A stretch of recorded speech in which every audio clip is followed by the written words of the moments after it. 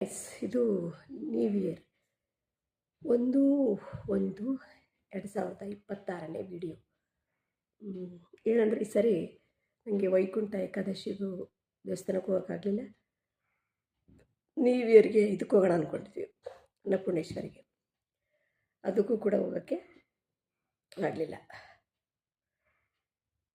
ದೇವರು ನನ್ನ ಮೇಲೆ ಮುನಿಸ್ಕೊಂಡ್ಬಿಟ್ಟಿದ್ದಾನೆ ಅನಿಸುತ್ತೆ. ಅದಕ್ಕೆ ಪೂಜೆ ಮಾಡೋಕ್ಕೆ ಸರಿ ನನಗೆ ಆಗಲಿಲ್ಲ, ದೇವಸ್ಥಾನಕ್ಕೆ ಹೋಗೋಕ್ಕೂ ಆಗಲಿಲ್ಲ. ಏನು ಮಾಡೋಕ್ಕಾಗಲ್ಲ, ಟೈಮೆಲ್ಲ ನಾವು ಅಂದ್ಕೊಂಡಂಗೆ ಏನೂ ಆಗೋಲ್ಲ. ಹೆಂಗೆ ಹೋಗುತ್ತೋ ಹಂಗೆ ನಾವು ಹೋಗ್ತಾ ಇರಬೇಕು. ಇದರಲ್ಲಿ ಸೋಷಿಯಲ್ ಮೀಡ್ಯಾದಲ್ಲಿ ಕೆಲವೊಬ್ಬರು ನಾನು ಮೊದಲಿಂದ ನೋಡ್ಕೊಂಬಂದಿದ್ದೀನಿ. ಅವರು ಎಷ್ಟು ಕೊರಗ್ತಾ ಇರ್ತಾರೆ ಏನೋ ಒಂದು ಪಡ್ಕೊಳ್ಳೋದಕ್ಕೆ. ಅಂದರೆ ಒಂದಾದ್ರೆ ಆಸೆ ಬಿಟ್ಬಿಡಬೇಕು, ಇಲ್ಲ ಪಡ್ಕೋಬೇಕು ಅಂದರೆ ನೀವು ಧೈರ್ಯ ಮಾಡಬೇಕು. ಧೈರ್ಯ ಮಾಡಿಲ್ಲ ಅಂದರೆ ಏನೂ ಆಗಲ್ಲ.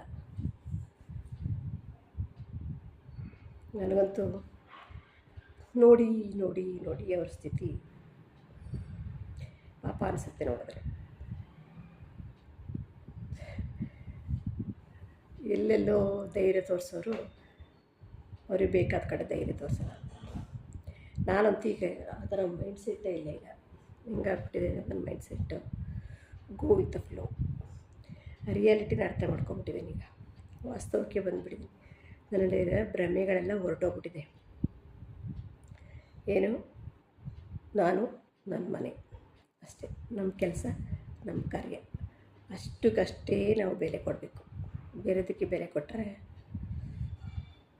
ಮೆಂಟಲ್ ಆಗಬೇಕಾಗತ್ತೆ, ಡಿಪ್ರೆಷನ್ಗೆ ಹೋಗಬೇಕಾಗತ್ತೆ.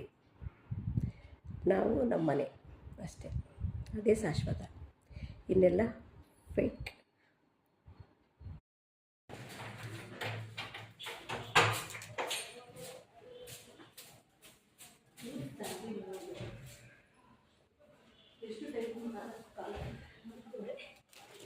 ಬೇಗ ಬಾ, ಟೈಮ್ ಆಯ್ತು. ಏನು ಕೆಲಸ ಬಿಡವ ಅಂತೂ ಇದೇ ತೊಂದರೆ. ಫ್ರೀ ಅನ್ನೋದೇ ಇಲ್ಲ, ಮೇಲಕ್ಕೆ ಹೋದಾಗಲೇ ಫ್ರೀ. ಬಾ ಯಾಕೆ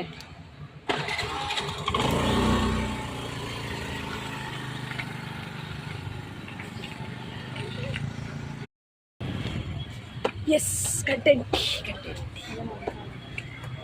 ಬೇಕಲ್ವ.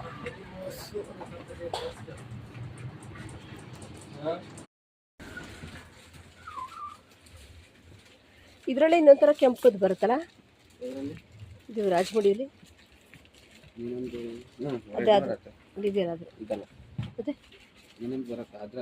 ಅದು ಖಾಲಿ ಆಗಿದೆಯಾ? ಎಲ್ಲಿದೆ ಅದು?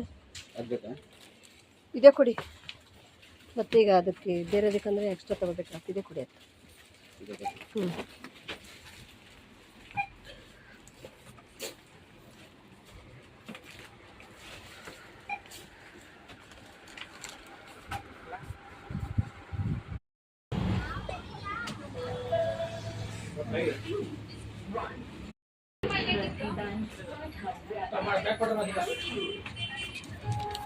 ಬಾರೆ ಸಾಕು.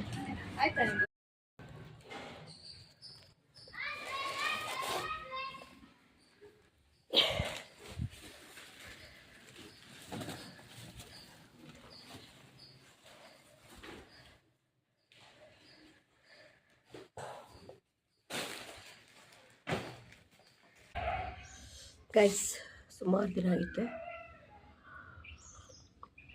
ನನ್ನ ಟೀ ಅಡ್ಡದಲ್ಲಿ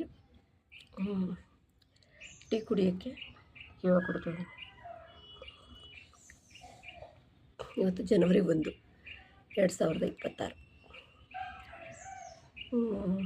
ಮನೆಗೆ ಗ್ರೋಸರೀಸ್, ಅಕ್ಕಿ, ತರಕಾರಿ ಎಲ್ಲ ಖಾಲಿಯಾಗಿತ್ತ. ತರಕ್ಕೆ ಹೋಗಿದ್ವಿ, ಈಗ ತಾನೇ ಜಸ್ಟ್ ಬಂದೆ. ಒಂದು ಟೀ ಮಾಡ್ಕೊಂಡು ಕೊಡ್ತೇವೆ.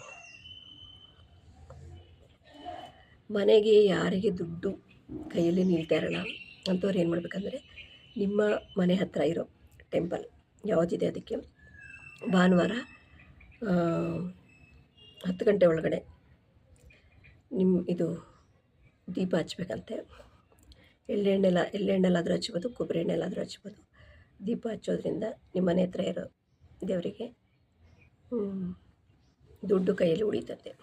ಮತ್ತು ಮಕ್ಕಳುಗಳು ಯಾರು ಹಠ ಮಾಡ್ತಿರ್ತವೆ, ಮಾತು ಕೇಳಲ್ಲ ಅಂಥವ್ರು ಏನು ಮಾಡಬೇಕು ಅಂದರೆ ಒಲೆ ಮೇಲೆ ತವ ಇಟ್ಬಿಡೋದು. ಬಾಣಲಿ ಅದೇ ತವ ಇರುತ್ತಲ್ಲ, ದೋಸೆ ಹಾಕ್ತೀವಲ್ಲ, ತವ ಇಟ್ಬಿಡೋದು.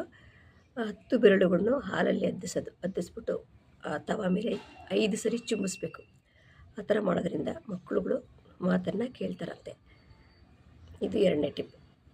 3ನೇ ಟಿಪ್ ಏನು, ಇವತ್ತಿಗೆ ಸಾಕು ಅನ್ಕೊತೀನಿ. ಇಷ್ಟೇ ನೆನಪಿರೋದು. ಈ 2 ಟಿಪ್ಪನ್ನು ಆರಾಮ್ಸೆ ನೀವು ಮಾಡ್ಕೋಬೋದು.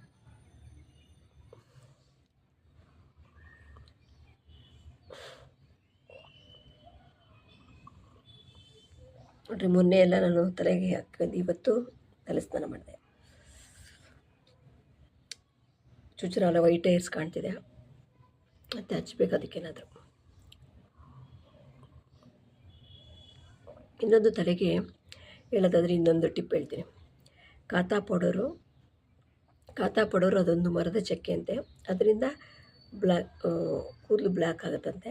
ಅದಕ್ಕೆ ಮೆಹಂದಿ ಪುಡಿ, ದಾಸವಾಳದ್ದು ಪೌಡರು, ಮತ್ತು ಭೃಂಗರಾಜ ಮತ್ತು ನೆಲ್ಲಿಕಾಯಿ ಇಷ್ಟನ್ನು ಹಾಕಿ, ಇಂಡಿಗೋ ಪೌಡ್ರು ಇಷ್ಟನ್ನು ಹಾಕಿ ಕಲಸಿ ಹಚ್ಕೊಡೋದ್ರಿಂದ ಕೂದಲು ಬ್ಲ್ಯಾಕ್ ಆಗುತ್ತಂತೆ. ನಾನಿನ್ನು ತರಿಸಿಲ್ಲ, ತರಿಸ್ಬೇಕು.